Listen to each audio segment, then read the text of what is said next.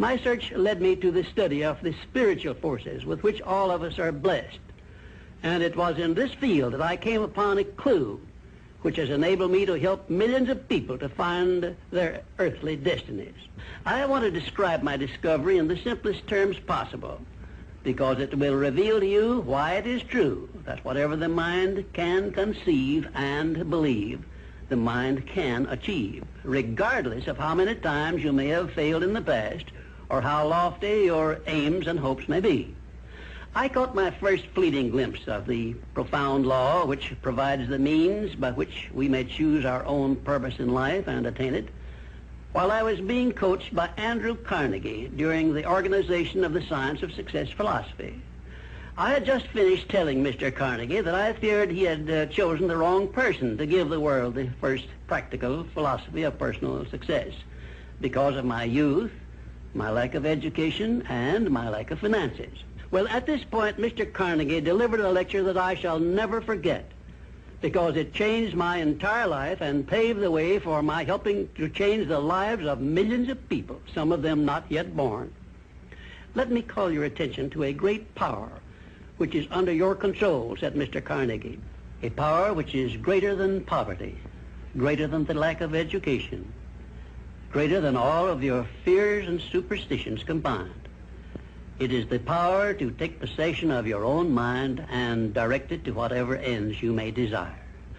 This profound power, Mr. Carnegie continued, is the gift of the Creator, and it must have been considered the greatest of all of his gifts to man, because it is the only thing over which man has the complete and unchallengeable right of control and direction.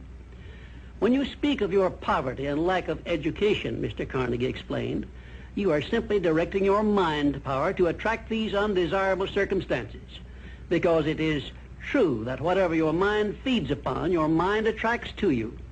Now you see why it is important that you recognize that all success begins with definiteness of purpose, with a clear picture in your mind of precisely what you want from life. Then Mr. Carnegie continued his speech with a description of a great universal truth which made such an impact upon my mind that I began then and there to give myself a new outlook on life and set up for myself a goal so far above my previous achievements that it shocked my friends and relatives when they heard about it. Everyone, said Mr. Carnegie, comes to the earth plane blessed with the privilege of controlling his mind power and directing it to whatever ends he may choose. But, he continued, everyone brings over with him at birth the equivalent of 2 sealed envelopes, one of which is clearly labeled, the riches you may enjoy if you take possession of your own mind and direct it to ends of your own choice. And the other is labeled, the penalties you must pay if you neglect to take possession of your mind and direct it. And now let me reveal to you, said Mr. Carnegie, the contents of those 2 sealed envelopes. In the one labeled riches is this list of blessings. 1, sound health. 2, peace of mind. 3, a labor of love of your own choice. 4, freedom from fear and worry. 5, a positive mental attitude. 6, material riches of your own choice and quantity. In the sealed envelope labeled penalties, Mr. Carnegie continued, is this list of the prices one must pay for neglecting to take possession of his own mind. 1, ill health. 2, fear and worry. 3, indecision and doubt. 4, frustration and discouragement throughout life. 5, poverty and want. 6, and a whole flock of evils consisting of envy, greed, jealousy, anger, hatred, and superstition. Now, my mission in life is to help you and everyone who needs my help to open up and use the contents of the sealed envelope labeled riches.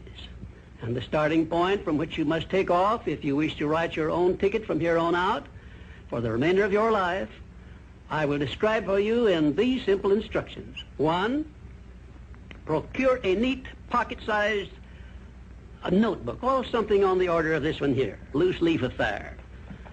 And on page 1, write down a clear description of your major desire in life, the one circumstance or position or thing which you will be willing to accept as your idea of success.